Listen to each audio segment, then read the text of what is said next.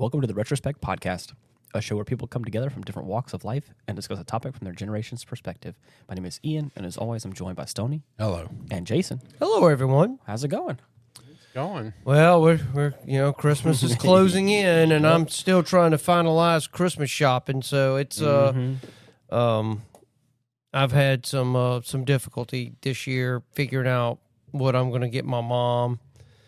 Of course, they don't really offer any help, and when you ask them, oh no, what do you like?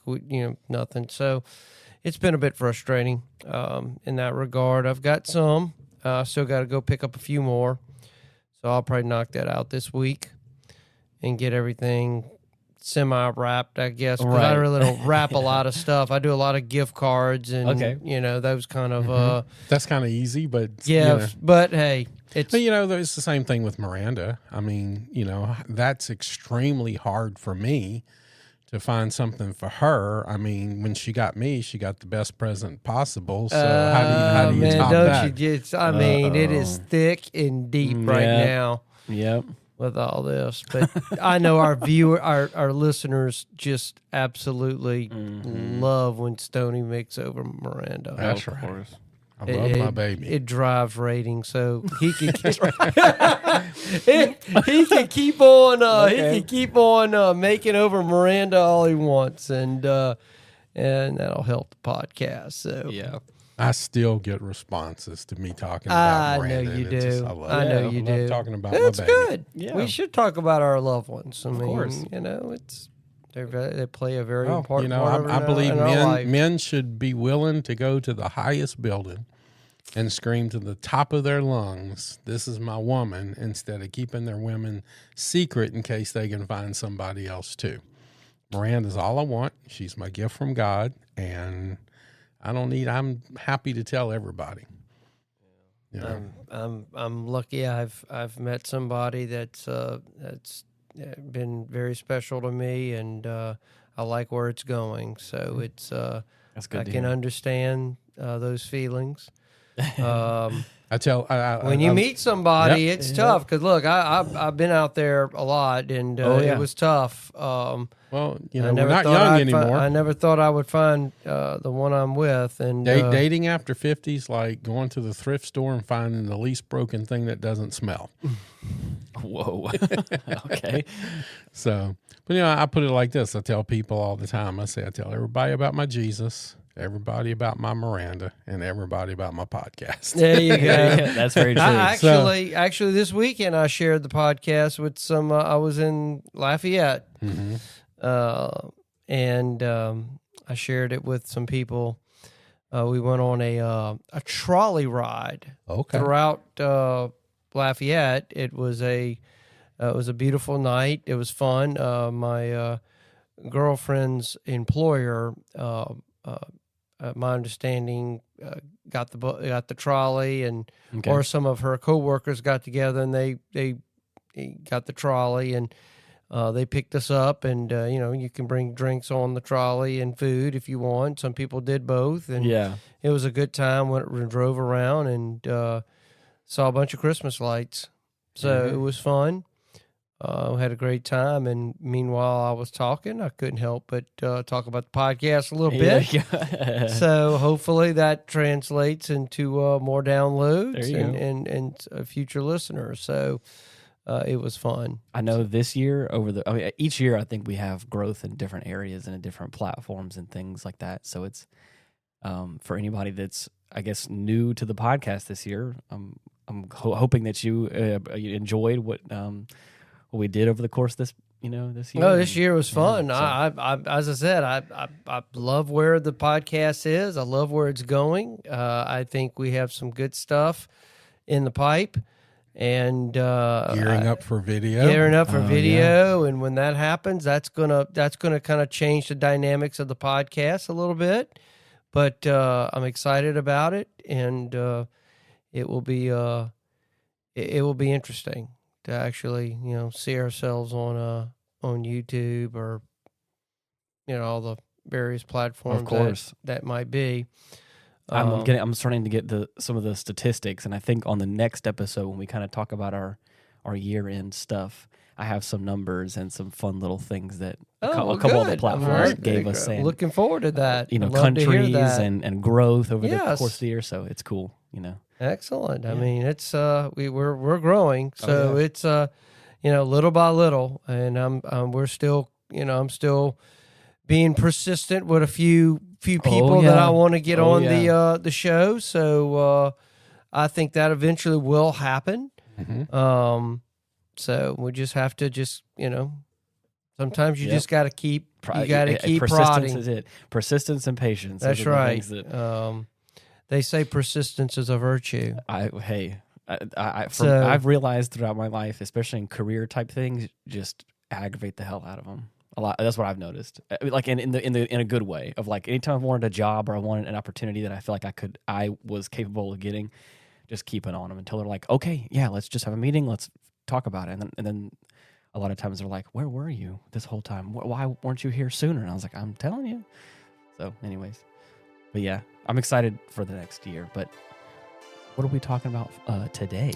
Well, everybody saw in the news the very disturbing incident that occurred in New York with the murder of the CEO of UnitedHealthcare, and the kind of the fallout of that event.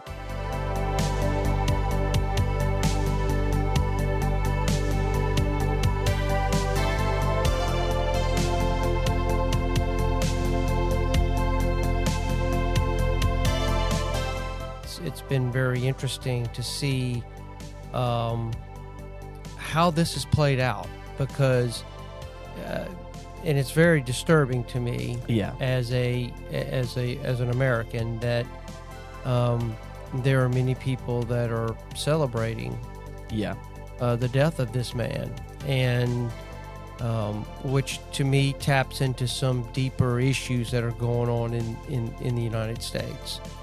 And so we're going to talk about some of this stuff, right? Because it's all connected. I don't think this was done in a kind of an isolated sense. I think this is unfortunately a reflection of some deeper issues that we're going to have to deal with as a country, and so we will see how this plays out. But yes, there's a lot of information we're going to have on this, and we thought it would be very interesting just to kind of bring our listeners up to speed on kind of where this investigation is right now, and maybe some possible motives. Right. I know me. I first, when I was doing some Googling on this, and looking at some of this information, I first pulled up a timeline of what they've put together. Of this stuff, and kind of, you know, some of this stuff can just kind of go off into different directions, but to try to keep it succinct and to you know, prevent us from going off the rails a little bit on this. But I just kind of want to briefly you know, let our listeners know kind of a timeline of events that occurred with this, and that from that, then we can kind of break off and then kind of go off into some different areas that we feel that that are probably relevant to this overall discussion. But this is what I have, what I've been able to find. November 24th at 10:11 p.m., the suspected shooter arrives in New York City on a Greyhound bus at the Port Authority terminal. The bus originated in Atlanta and made 6 of 7 stops on the way to New York. Police could not immediately determine where he got on the bus. The man then takes a taxi to the area of the New York Hilton Midtown and is there for about a half an hour. About 11 p.m., the man takes a taxi to the HI New York City Hotel at 891 Amsterdam Avenue, where he stays until the morning of the shooting. He presents an ID that police believe to be fake. 2 roommates in a shared room that had bunkheads never saw his face, police said, because he kept his mask on. When speaking with an employee in the hotel lobby, He briefly pulled down his face mask and smiled, a moment captured on surveillance images that have been widely circulated by police. Yep. On November 29th, the man was checked out of the hotel where guests were automatically checked out if they didn't show at the desk by a certain time. Police don't believe he stayed someplace else and checked back into the same hotel the next day. And Stone, if y'all have any of this information, y'all feel free to chime in and take over. The biggest part that I have is all the events that happen afterwards. Okay. But leading up to it, this is all. So this is a way just kind of laying some foundation down, right. and then from there we can go off and discuss some of those things. On December 4th, about 5:30 a.m., the suspected shooter leaves a hotel well before dawn. 5:41 a.m., he appears on video at 54th Street and 6th Avenue, walking back and forth in the area of the Hilton Hotel, where UnitedHealthcare parent company United Health Group is holding its annual investor conference. Police deduce that he rode a bicycle to the Hilton because it took him such a short time to get there. Could he have stolen the bike?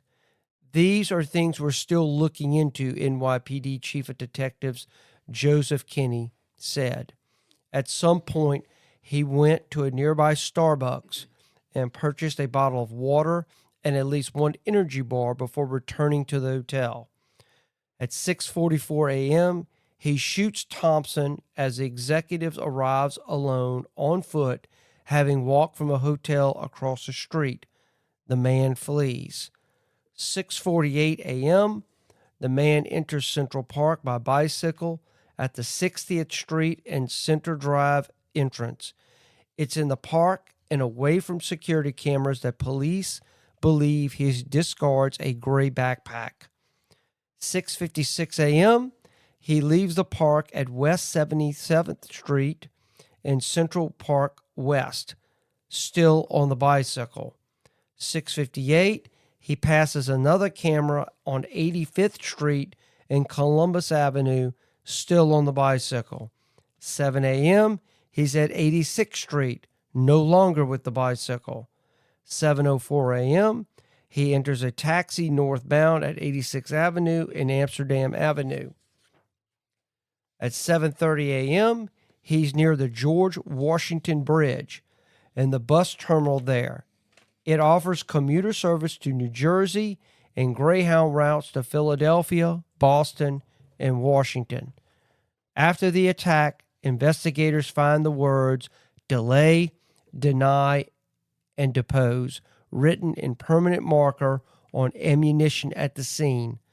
The words mimic a phrase used by an insurance industry critics. December 6. Kinney and Police Commissioner Jessica Tisch revealed that investigators believe the gunman left New York City on a bus. Investigators say he entered the George Washington Bridge bus station, but have not found video of him leaving or getting on a bus. It could possibly be a disgruntled employee or a disgruntled client, Kinney says of a possible motive in the briefing. Police find what they say is the man's backpack. Its contents are not disclosed. December 7th. Police continue to search Central Park. Scuba divers are seen scouring a pond. The NYPD releases additional photos showing the suspected shooter next to and in the back seat of a taxi. In both images, he is seen wearing a blue medical-style face mask. Despite recovering a fingerprint from the Starbucks purchase and sending items for DNA testing, police have yet to publicly identify the suspect. December 8th, scuba divers are again seen at Central Park Pond.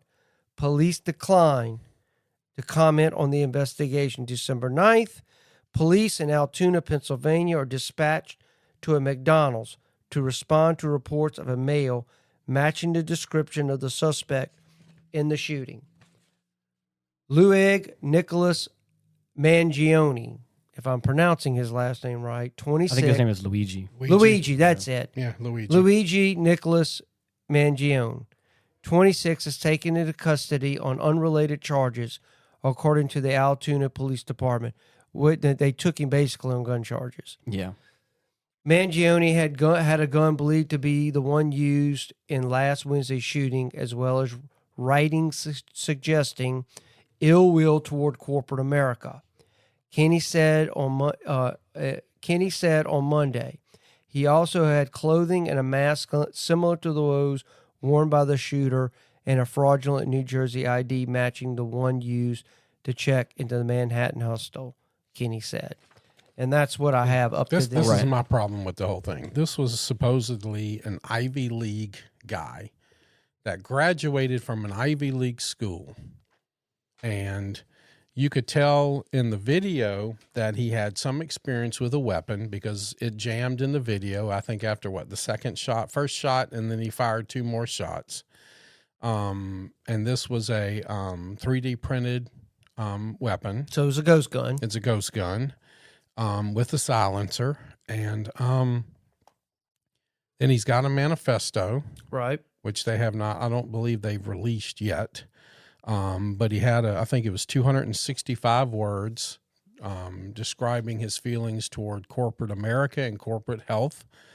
Brian Thompson's family said that he had received death threats in the past.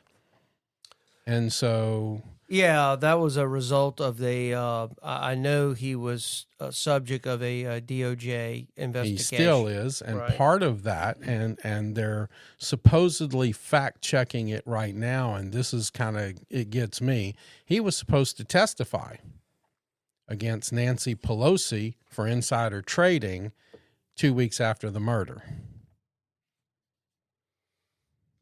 Well... And so all of the sudden, say in the last 2 to 3, 4 years, we have a lot of nobodies that are getting funded and brainwashed into doing this stuff. And I believe a lot of this is online stuff. But we've talked with our buddy Brandon about some brainwashing stuff coming from nanotechnology and TikToks and things like that. All that wetware right. Yeah. Where are these people coming from? The dumb guy at the golf course with Donald Trump for the second attempt. He wasn't very bright. The first guy that took the shot at Donald Trump, he was a nobody. The guy from the Uvalde school shooting, was a nobody. He was a part-time employee at Wendy's who had $15,000 to $20,000 worth of guns and ammo, $50,000 truck, and found the one door that was magically left open in the school. Now, this is a school that gets shut down 4 to 5 times a day in a complete shutdown because of the illegal immigrants trying to cross the schoolyard property, and yet magically one door is open. I have some issues with this. I have some real issues because I think some people are being brainwashed and turned into doing these things. What do you feel about that? Well, I mean, we have talked, ad nauseum about some of these actors that are committing some of these acts. Well, think about it. He's got a manifesto. He's built this gun. He knew exactly where the guy was going to be, and yet it's second-degree murder. They've charged him with second-degree murder. Are they hoping for a plea? What are they doing? If you put him in first-degree murder, then you're going to put him in a different facility than you're going to put him in for second-degree murder, and people are going to have more access to him. How long is this guy going to live? I did find that odd that they're charging him with second-degree murder. Now, I don't know how the state of New York, how their statutes work up there. Their second-degree murder might be more akin to what we think first-degree murder is. I don't know. I'd have to look. Maybe I can pull that up and see what the. It says second-degree murder generally refers to an intentional killing, right, that doesn't have a lot of premeditation or specific planning to it. Well, a lot of times what they'll do is they'll hang second degree because it's easier to prove. It's easier to prove. Let's be honest. I mean, there is a political angle to this for a district attorney, and I would rather. Now they're holding him without bail now, but were they hoping that he could get out on bail and then clean up the loose ends? Maybe so. I mean, maybe. I don't know. I at this point, I don't want to necessarily discount, any possible motive here. That there may be something going on with, as you talked about, with the insider trading. I was looking at that, some of this stuff about, and just kind of going back to the words, delay, deny, and defend. It was actually a book written by Professor Jay Feynman. It was back in 2010. And the name of the book was Why Insurance Companies Don't Pay Claim and What You Can Do About It. So this is a book that came out. It's been a while. And, we've all had our issues with insurance companies and fighting to get what we feel is due to us. But regarding the DOJ, and this is what I pulled up with that whole situation. There was a class action lawsuit that was filed in May accusing Thompson and 3 other UnitedHealthcare group executives of insider trading. Yep. The filing with the U.S. Department of Justice alleged that Thompson and others dumped millions of dollars worth of stock while the company was involved in an antitrust investigation. Plaintiff City of Hollywood Firefighters Pension Fund said the healthcare company was aware of the DOJ investigation, but leadership did not tell shareholders. Instead of disclosing this material investigation to investors or the public, United Health insiders sold more than $120 million of their personally held United Health shares, the suit reads. The DOJ then announced the probe seeking to block United Health Group's purchase of rival companies. While United Health dropped its bids for Stewardship Health Incorporated and a related company in July, the DOJ announced a similar probe in mid-November over plans to buy rival home health and hospice provider Amedisys Incorporated. Well, a lot of those things are happening by the scenes so much anyway. That is way in the weeds for me, because I want to know what's going on. I want to know where this kid came from. I want to know where he got his information from. And now there's a lot of people, and I started looking at this, is they're portraying him as a hero, going against the establishment and taking out somebody from the healthcare industry who is denying all these claims and hurting people. Well, so is he a hero or not? Well, I guess for some people, based on the Twitter reactions after the shooting, they probably look at him as some sort of modern day Robin Hood. That's what I was going to say. So you can't. The vigilante hero is such a big part of American culture. I'm not surprised that people are excited for the underdog. Matter of fact, I saw Amazon just banned from their website any words, those words that I just said, the denied, depose, and all that. That you can't, because people are ordering shirts with that on it. So that's what I'm saying. So But speaking of their denial, their claim denial situation, I've got something here. It says another potential motive of why he potentially did what he did. It said another potential motive floated online by a former FBI assistant director is that the suspect may have been denied coverage by the insurance provider. I think they've disproven that he was covered, had insurance through that company. I think they disproved that.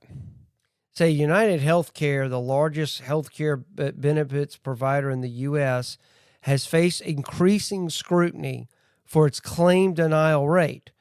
The industry averages around 16%, but according to the Boston Globe, UnitedHealthcare's denial rate was at 32% in 2023, which is very high. Yeah, I remember seeing that statistic. That's just crazy. Yeah. UnitedHealthcare has 1.7 million insured people, and many are upset with the denial of coverage, Frank Figliuzzi, former FBI assistant director, told Newsweek. Over 100 demonstrators protested at the company's headquarters in Minnetonka, Minnesota in April, where Thompson was based, claiming the company was denying legitimate insurance claims. The New York City Police Department had not announced a motive at the time of publishing. So I heavily believe that there's this anger against. We've talked about some of this in other podcasts about this socialistic bent that is starting to occur in the politics of the United States. I believe the election of Trump was somewhat of a backlash to some of this, but there is a sizable percentage of the population, and echoed by people like Senator Bernie Sanders, that this idea that capitalism has run amok. And when people have health insurance, they expect the insurance to be there when they need it. Unfortunately, that's not how health insurance works in the United States. It is unlike any other type of insurance you would buy, like car insurance or some other insurance policy, where you're promising to make someone whole if something should happen to you. That's kind of the premise of why you buy insurance. But it's different when it comes to health insurance, because health insurance doesn't promise to make you whole. I mean, let's be honest. Nobody wants somebody to get cancer or to get sick, because the reality is the minute someone gets on a plan and they come down with those kind of illnesses, that company is losing money on that individual immediately. It's just the way it works. Well, you got to look at this.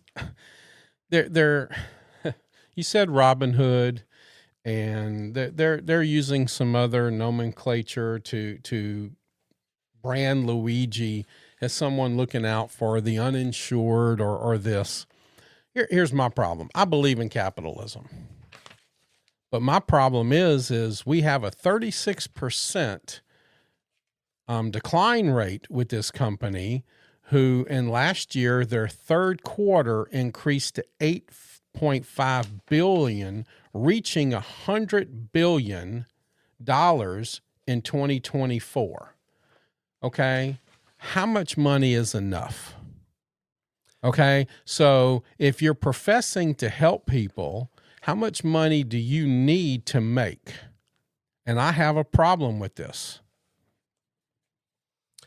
Well, fundamentally, this goes back to the arguments that people say there should be the single payer model versus the like models like Canada has, and how why their healthcare prices are so much lower than ours. And it's not just Canada. Any of the, I would call the industrialized nations that are kind of on our level. Well, they're not on a pure profit-driven basis. You know, if you look at the broader U.S. healthcare, profit pools are projected to grow 7% from $583 billion in 2022 to $819 billion by 2027. Okay, come on. Well, I mean, something's wrong with this picture when you have people sitting there making billions and billions of dollars and sitting here denying a drug that somebody needs to live, and you're saying, but wait, we're here to help you. Well, I mean, no, you're not. We kind of talked about, the whole drug industry and how that works and why a drug that was made, like, for example, insulin, something that should cost pennies, hasn't changed in over 50 years. And it should be that should be like going over the counter and picking up something. It should be that cheap. But because they've made all these regulations on it, and I hate to say it, it's people take advantage of a captured market. Yes. They do. You have to live, you got to have it. The question is how much is too much money? I mean, it harkens back to a book I read about a very charismatic, popular figure here in Louisiana was Huey Long. Mm-hmm. And Huey Long believed that no one should have more than $7 million. Now, of course, that was back in 1930. Right. So whatever that equivalent is. So, this kind of harkens back to that kind of thinking is how much money is enough? Is there such a thing as too much money? I guess if you're the one that's making all the money, you would say, hey, that's capitalism. My hard work, I've developed a product, or I've developed a system that people seem to want. It works. It delivers on what I said it does. If I make an exorbitant amount of money doing it, oh, well, it's my money. That's the country we live in. It's $130 million in today's money. Okay. So $7 million in 1930 is $130 million. Exactly. So you think about it. Does somebody need more than $130 million? I don't know. I guess somebody that's worth $500 million would say, no, that's not enough money. I think the term need, I don't think is the. Well, it's just the desire for more. It's a desire. It's never enough. Well, I mean, look. I mean, now you're tapping into what I call the moralistic tones of greed and, of course, and those kind of things. But greed is what drives capitalism. It's what that's what motivates the individual to create something, to go out there, to take chances, to go do these things that we all applaud. We all applaud the business person that comes from nothing, that takes a chance, goes out there, works hard, and it becomes a success. Yeah. And makes a lot of money from it. But that's what I'm saying. Healthcare taps into something a little different. And I think that's why it has the reaction it has. It's so funny. It's not really funny, but it's the irony of the world we live in today.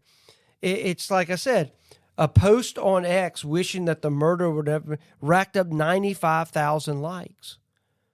And when UnitedHealthcare did their online, what happened to their one of their CEOs, they had 77,000 laughing responses back at it. So there's a lot of angry people out there that feels like you brought this on yourself. Mm-hmm. I know that. Well, it's like I said earlier, the fact that that's like a common trope and a very beloved trope in American media, or just media in general, but especially American media, is like a vigilante hero who's going to go and take down the corporate elite. That is a trope as old as time, I feel like. And so the fact that we're living into it and people are loving it is not surprising to me at all. Especially when it has, like you're saying before, it has something that's so visceral to them, their health, their well-being, the fact they can't afford common drugs that should be available to them. They're getting denied. I've heard firsthand accounts from people from UnitedHealthcare since all this has come out, where they're like, I got a coupon. I tried to redeem the coupon. They said, oh, you can't do that or whatever. And this whole like runaround before, and then of course they're like, and then I had to pay full price for all of it anyways. So I had to go through all this turmoil, all this stress. I thought I was going to get like a little discount for something. I thought I was going to get something covered. And not only did I like not get the coupon at all, but I also got denied everything that I needed and had to pay full price for it all. So they were like, why did I go through any of this? So it's like, so to have people that have that such a everyday visceral emotional reaction to this, and then to see that you have this, I would consider a quote-unquote vigilante hero come through and take out this person who's been capitalizing on your health or your lack thereof, misfortune. It's like, it's a little hard. For me, it's a moral gray area for someone not to go, yeah, not to be a little bit like, I don't think that violence or killing would be like the solution for that kind of stuff, but it's hard not to look at that and go, you got someone who is capitalizing on a really bad or a really poor situation, and they're kind of getting what I feel like they're kind of getting almost like karma in some way. We've talked about a number of times on different episodes about technology and how things have changed in the last 50 to 100 to 150 years. Think about this.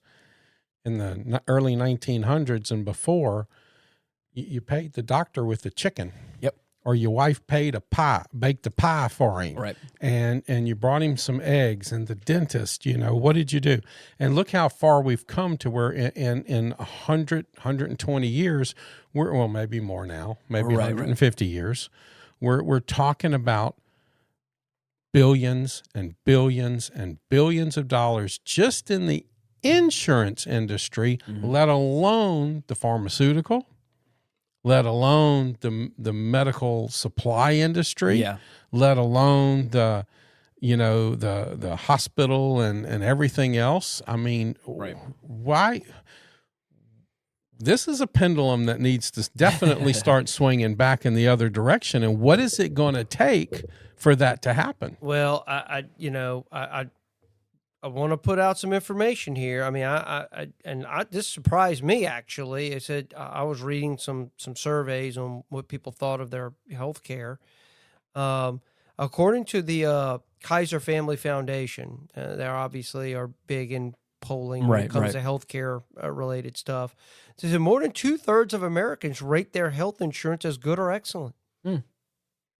So the vast, I don't know about that. The vast majority of people, and they said that holds for all kinds of insurance, employer plans, Obamacare, marketplace plans, Medicare, and even Medicaid. They said even among people who say they are not in good health and who presumably need medical care, a substantial majority give positive ratings to their health plans. Interesting. Yeah. The KFF surveys other two descriptive options for health insurance are fair and poor. Yet only a tiny percent of the public gives their health insurance the bottom rank of poor. That includes only 5% of people with health problems. Wow. Even so, many of these in the tiny percent apparently have extraordinarily strong feelings about the matter, as we learned from the murder of Brian Thompson. Why is that? Yeah. And this is kind of what I touched on earlier about people's expectation of what the whole purpose of insurance means to when you think of insurance, this idea pops in my head. Yeah.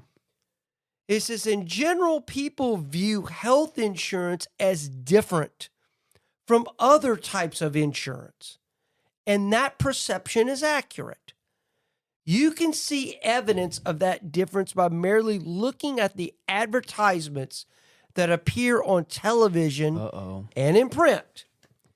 In a free market, all sellers of goods and services know that the key to making a sale is to convince potential customers you can meet their needs. Right. In fact, meeting a buyer's needs is usually a more important selling point than the price. Casualty insurers, for example, sell their products by emphasizing the risk of bad things happening and assuring potential customers that their insurance is ideal protection. Allstate, for example, virtually owns the phrase, "You're in good hands." Oh, yeah. In the last commercial I saw, the spokesman is standing in front of a town that has been destroyed by a tornado. The Aflac duck flits from crisis to crisis with the same inevitable bottom line. When catastrophe occurs, you need Aflac. A classic print advertisement is sponsored by Chubb Insurance. It shows a man fishing in a small boat about to go backwards over a waterfall that looks like the size of Niagara Falls. The caption, "Who insures you doesn't matter until it does." See, this is way out there. This is way out there. Insurance is a scam. It's been a scam for a long time. I don't care how you advertise it, no matter whether it's healthcare, car, house, whatever. Insurance is a scam. It is the largest scam perpetrated on the American public on a day-to-day than anything on this planet. They love taking your money, but they do not like writing that check to you, whether it's your house insurance, your car insurance, or the medical stuff. Everything is denied, denied, denied. And it's time that pendulum started swinging. I don't believe that poll that said people believe their insurance is that good, because it's not. Okay? When you get denied and you see people dying and waiting to get a drug or a procedure that they need, this is not a good thing in America. I'm sorry. I don't want to hear that. This is not fun to me. This is not, people are being taken advantage for. The ultra elite can make their money and laugh at everybody else and pop their champagne and have 3 or 4 vacation homes while the American public is in dire need of real help. And I'm sorry, this is bullshit. And I don't like this. I'm not saying this guy's a hero, but how can you continue to abuse the American people and not think something like this is going to happen? The guy should go to jail for murder, yes. But it's time these CEOs wake up and realize that they are taking advantage and they are destroying the fabric of America. Why is insurance there? Because it was supposed to be the stopgap that made you not go bankrupt if you needed surgery. People are still going bankrupt under the policies and the way insurance works. The American family is one healthcare situation or one major automobile failure away from bankruptcy on a day-to-day level. And something needs to be done about it. I don't think that it's I don't even know how to say this. I think that I don't know if the poll's 100% correct or not, but it does feel like that you are in the percentage that they're talking about. There's a small percentage that have very, very strong feelings about it. Whereas for me, I don't. I mean, they said they have very strong feelings that it was adequate. No, that was poor. The 5% that said it was poor have their reactions are very, very negative, which is understandable because those people probably fit in a category where it's just the system is not working for them. Right. But for a lot of people, I mean, I've got my own father had heart surgery. Yeah. Insurance paid for it all. Didn't pay a dime. Right. I mean, so in a sense, he would like his insurance. Yeah, I would imagine. Exactly. So that's what I'm saying. It's that percentage of people that, for whatever their circumstances they're in, it's not working for them. And so because you're dealing with health, it invokes very powerful emotions, which is understandable. Right. It's understandable. Well, I'm sitting in there from the accident, and we're not talking about just insurance now. We're talking about, okay, they don't want to feed me.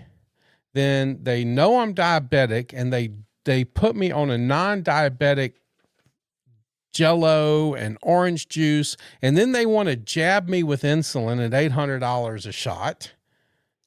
And then all of a sudden my blood pressure goes up, and then they want to start jabbing me with blood pressure medication. Healthcare in America needs some help. Question is that insurance is supposed to protect you, and it's not protecting the American people right now. Well, as I'm saying, in some cases, it does protect people. Some cases. It's what I'm saying. But whether this particular poll is, you could say that about any poll. Of course. Right. I mean, you really do. What's the sample size? It's a sample size, and it's just, but just to kind of kind of finish my thought on this. It's in a free market you make money. Yep. I mean, look, the reality is that's the system we have, and the only way they're going to make money, I hate to say it, is probably to decline some claims. That's the way it is. So you think $500 billion is... No, I think there's problems with United because their denial rate is double what the normal industry average is. Right. I mean, there's claims that are getting denied all the time for right.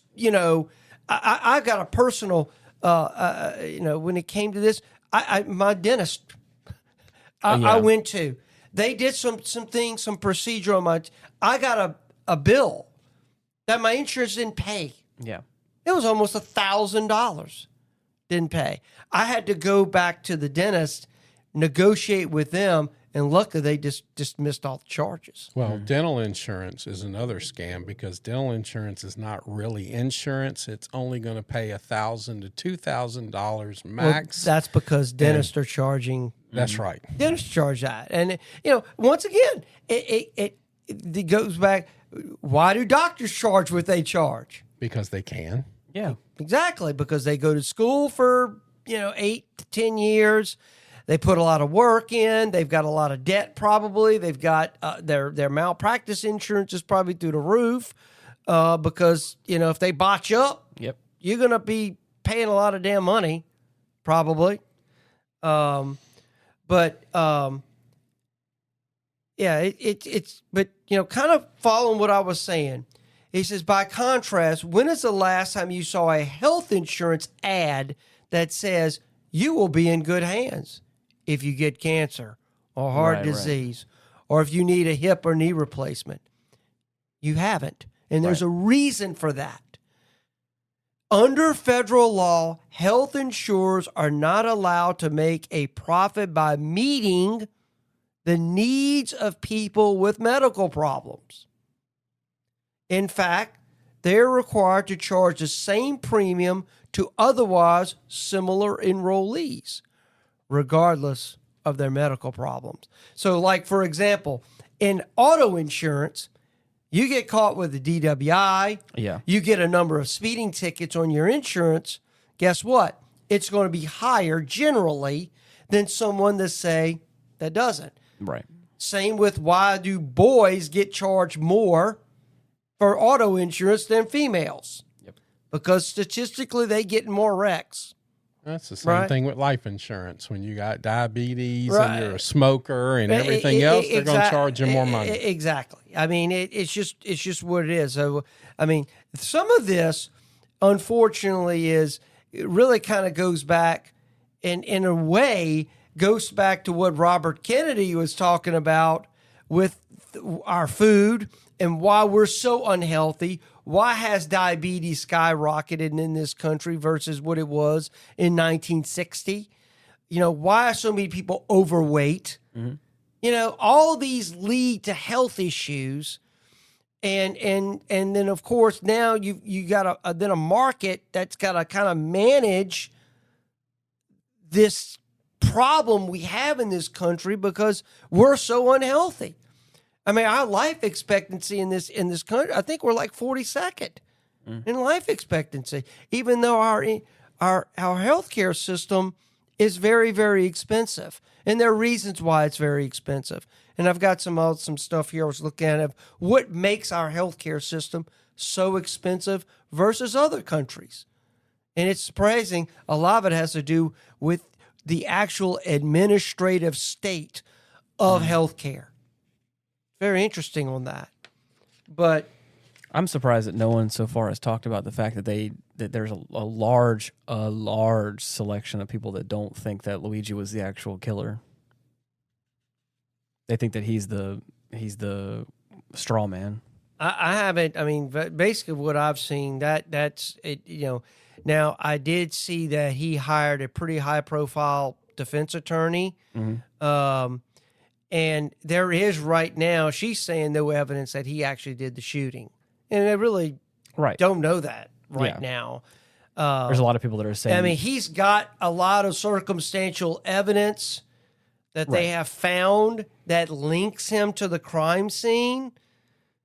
Whether it's definitively proved, we'll see. I just think it's funny because everyone that I've talked to, at least in like certain circles, they've been like, so you mean to tell me that the next day he was able to so pristinely make this crime happen and then just sits down and gets caught in a McDonald's with the fake ID, with the murder weapon, multiple fake IDs, with the manifesto, all of it on his person. They were like, that just doesn't feel like it lines Ivy League.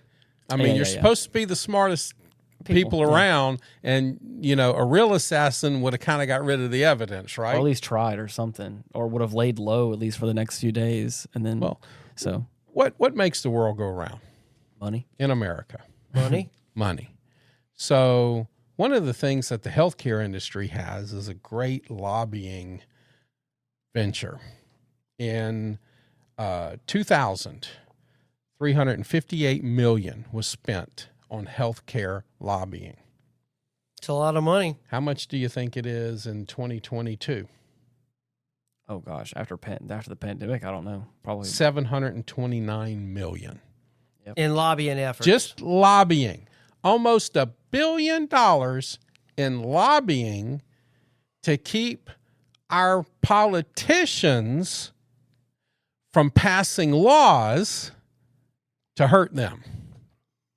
Because that's what lobbying is, right? Hey, you need to vote on our side. Hey, let me take you to this dinner and let me accidentally slide you this little thing right here, and I need you to vote on my behalf. I'm going to tell you, and there's a good point in that, and I'm going to tell you, as much as I am I'm pleased with how the presidential election happened, but there are some legitimate criticism. As much as President Trump talked about helping the working person, he never talked about health care, ever.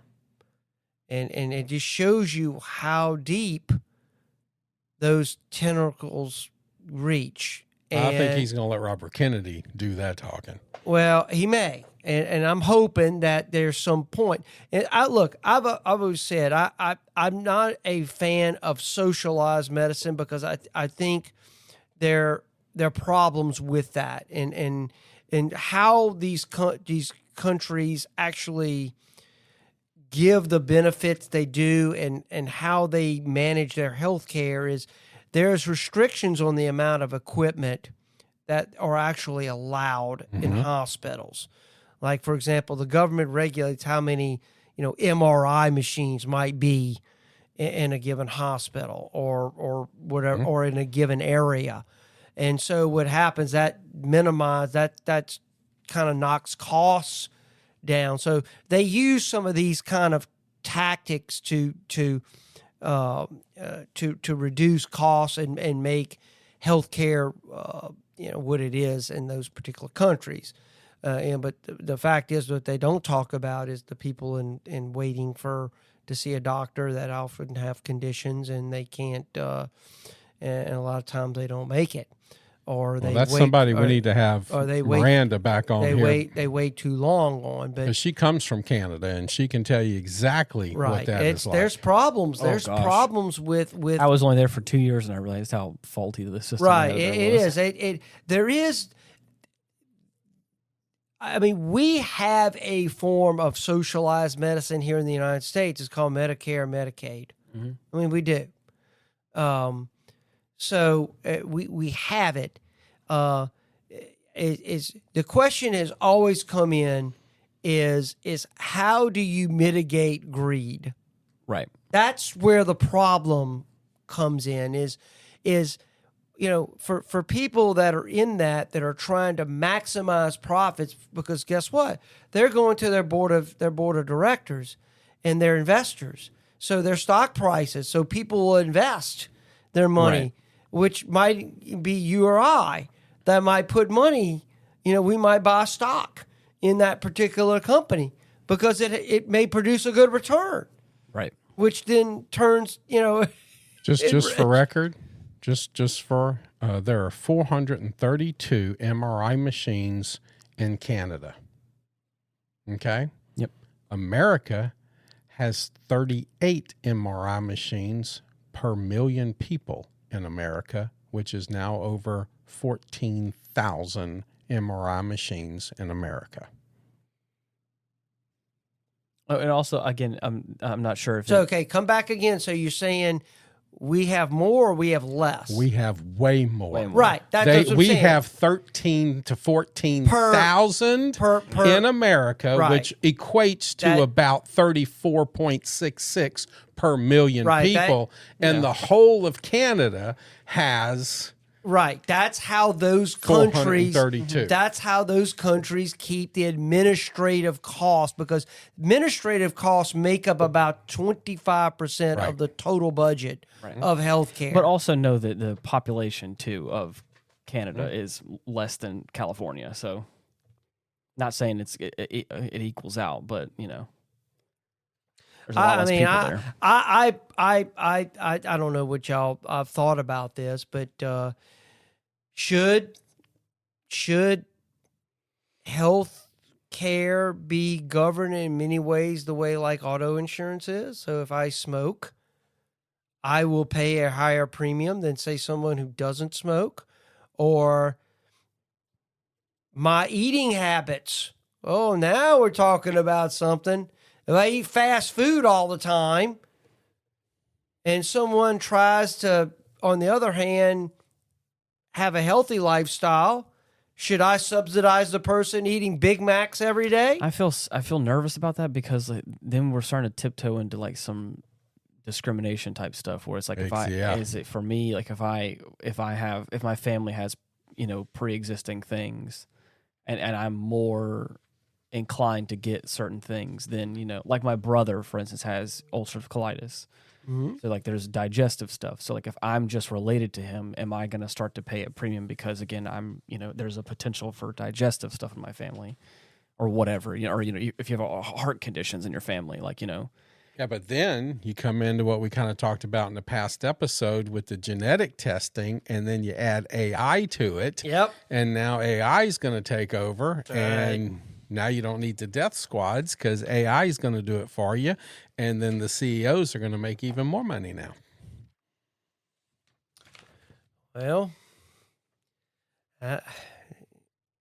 I think we have a. I don't think we need to give them the opportunity to make any more money, and based off of what happens that way, they'd make even more money because they can charge more money for a smoker. They can charge more money for somebody with some genetic defaults that don't match what they think they should be. I don't think it's a bad idea for certain incentivizing situations, like you're saying, like smoke. If you're like something like that, where it's like if you are heavy in certain drug uses, right? Or incentivize against it. Vice versa, you could say, "Give me a discount." Yeah. If I don't smoke, give me a discount. Yeah. Yes. If I don't drink, but how do you prove that?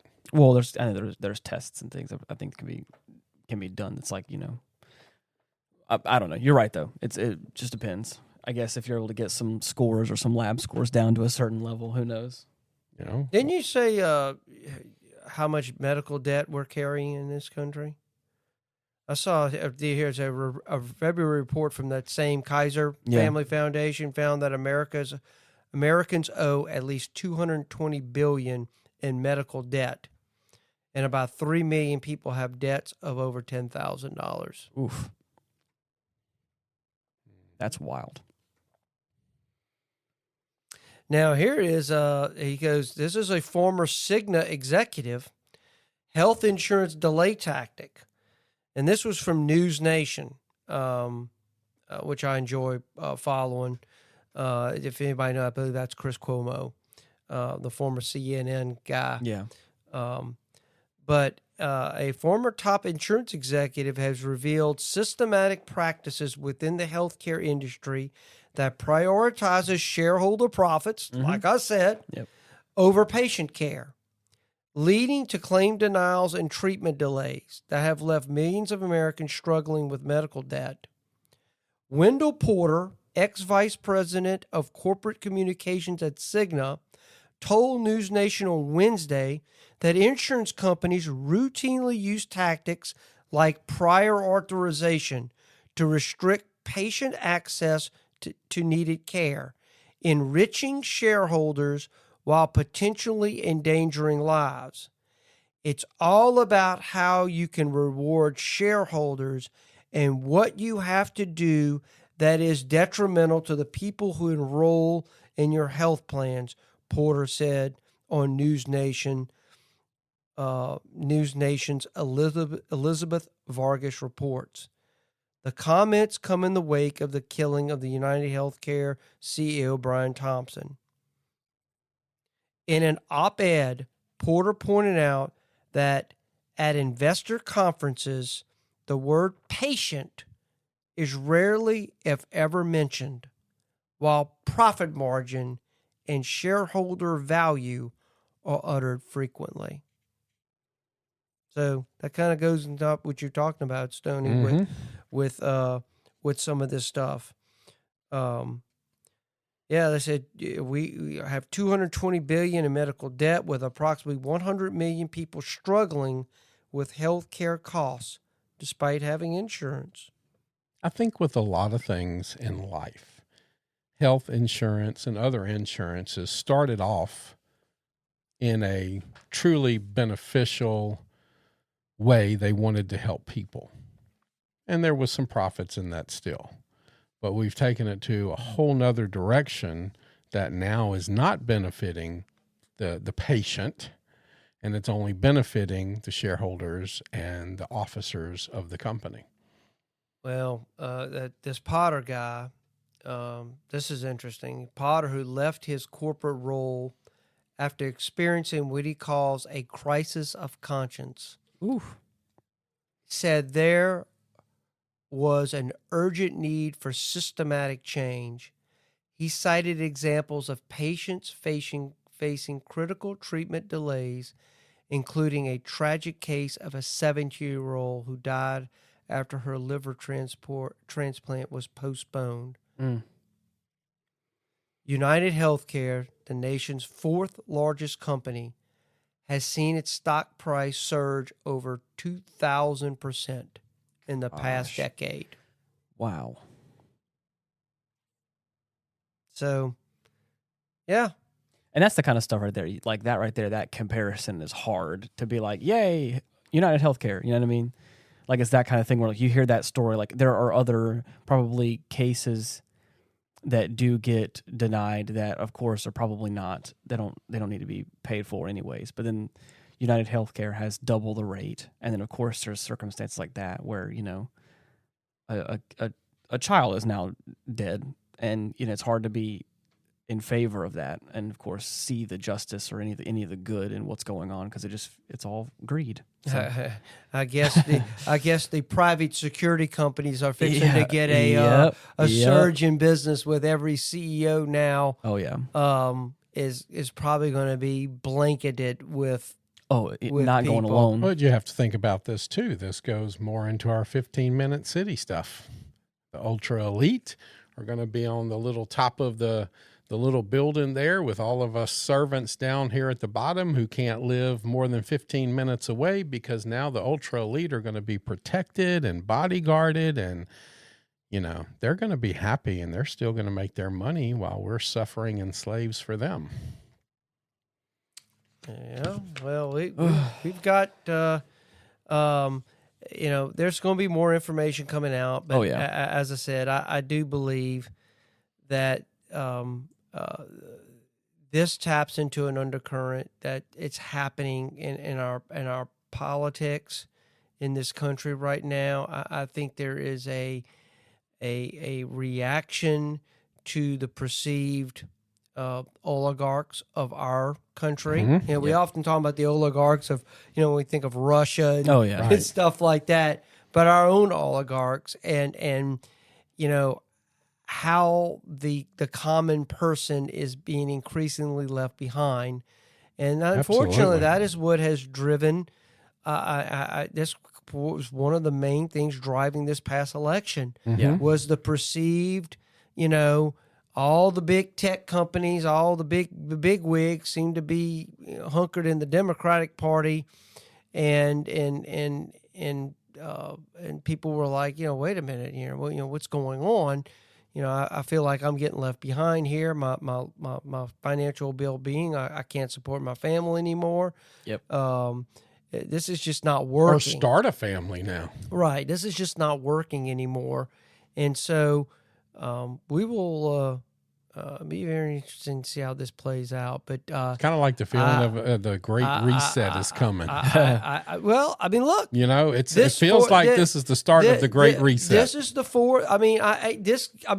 I mean, it's funny when we start talking about these issues, how connected they are to a whole bunch of other stuff that we talk about, because it does reach a point of no return with some of this stuff. I hate to say that, right? But I mean, we have to do something. I've always said with healthcare that we need to keep a for-profit model, simply because that provides at least some incentive for people to try to make the system better. I mean, that's what drives efficiencies. Yeah. Believe me, nothing from the government ever is efficient. No. It's just not.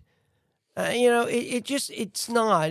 But at the same time, it's like people shouldn't go bankrupt when they get sick. Right. And that's, where do you find the balance with that? Right. Maybe there is no balance. Maybe we have to kind of keep playing this little game that we do with, I don't know. Yeah, I don't know. Have the answers. I don't have an answer for that. I really don't know what this is. I don't know where we're going to go, and it'll be.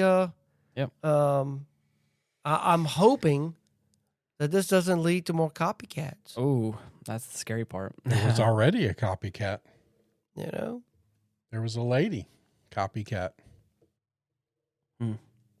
Where at? I don't remember. Here we go. I didn't have that information, but she attempted something, and she was supposedly a copycat. We could possibly look it up right quick, but well, like you said, the private security companies now are going to take a pretty good little bump in pay right now. Well, I mean, look, like one of the tweets that followed up on this incident here, one of the X users posted, "Eat the rich. My only question is, did the CEO of United die quickly or over several months waiting to find out if his insurance would cover his treatment for his fatal gunshot wound?" That's kind of what they're getting. Yeah. But I mean, it's sad, because now this man is, he's got a family that, a tragic right before Christmas. Yep.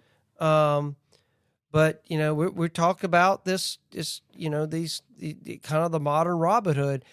Believe it or not, I've read some stuff regarding kind of where some of this comes from. In 1959, the Marxist scholar Eric Hobsbawm, introduced the concept of social banditry into the historical and sociological lexicon. Social bandits were sometimes fictional, sometimes real figures who operated outside of the law and were widely revered for their efforts to mete out justice in an unjust world. Like Robin Hood, the legendary English outlaw who lived in Sherwood Forest and with his band of merry men stole from the rich and gave to the poor. There are many people that fit this role. Oh, yeah. And we think of them like Jesse James, Billy the Kid, Pancho Villa were some names that jumped out at me. But the reality is these people were brutal and they killed a lot of people.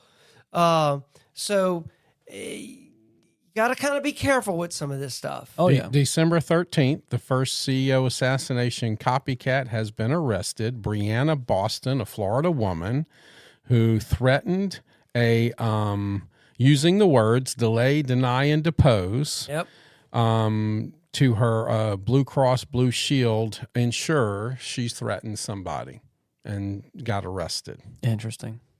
So it's happening. Oh, yeah. I mean, and that's what they're afraid of, because just based upon social media and now Amazon having to basically ban any merchandise, it rose to like number 2. Of course. Her alleged words were similar to the phrase delay, deny, and defend, which are now known as the 3 Ds of insurance. Yep. I think people have caught on.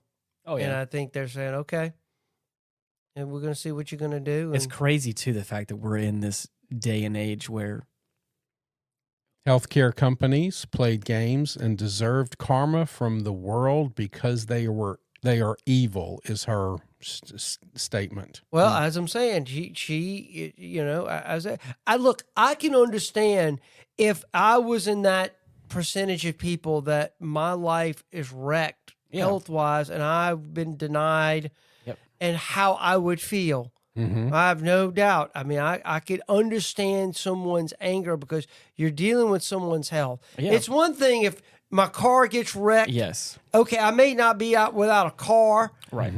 But it ain't my health. Yeah. It ain't my lungs are going out or my heart's going bad or whatever the case may be. So it's a whole different ball game. So I get it. I really do. I don't know what the answer is. As I said, there's some interesting statistics on how people view their health coverage. As a human being, I pray for Mr. Thompson and his family at this particular time, and this tragedy should have never happened. But there's a lot of anger, and this is just the tip of the iceberg, I fear. Yeah. Because there's a lot of anger with what I call the working class in this country, because it's more and more the American dream is out of reach. And we have to get ourselves back on track. So who knows? Maybe we are in the fourth turning. And maybe what comes out of all this chaos and stuff, that there's going to be a reawakening of some common things that we as Americans, that we should not be leaving people behind, because all it does is hurt you. And so we just have to find a way of trying to provide incentives and motivation for people to go out there to create and to make things better, but yet at the same time not let greed just completely dominate the conversation. Right. So hopefully that's kind of the American dream. Provide a service or something for somebody and be able to provide for my family while I'm doing it.